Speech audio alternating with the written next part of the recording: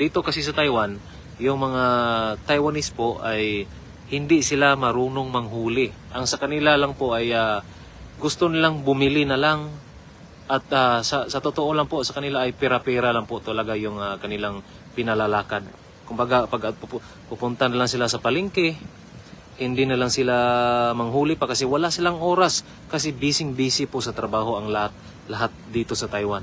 Kahit naman ako, hindi ako makapag-live araw-araw kasi gawa ng may trabaho pa po ako. At pag nakalibre din, yung may day off, saka na ako mangingisda. Ayan.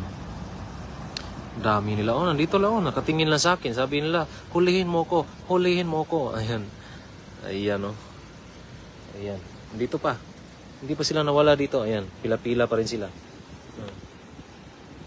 Pila-pila pa rin sila dito.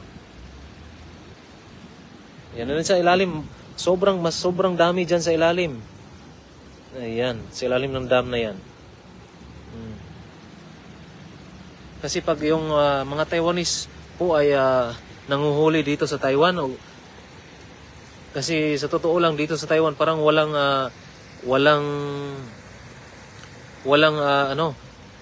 lahat po ay may trabaho, siyempre lahat po may pera.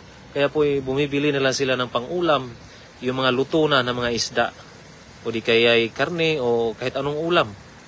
Ayan, tapos kami naman mga Pinoy dito kasi sanay tayo sa mga talagang mahirap. Kaya po nanguhuli po tayo ng isda para may ulam. At yung pera na pangbili sana ay isi-save na lang para sa pamilya. Ayan po.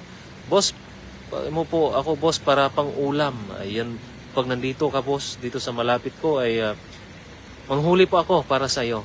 Kasi nandito naman napakarami naman po talaga. Talagang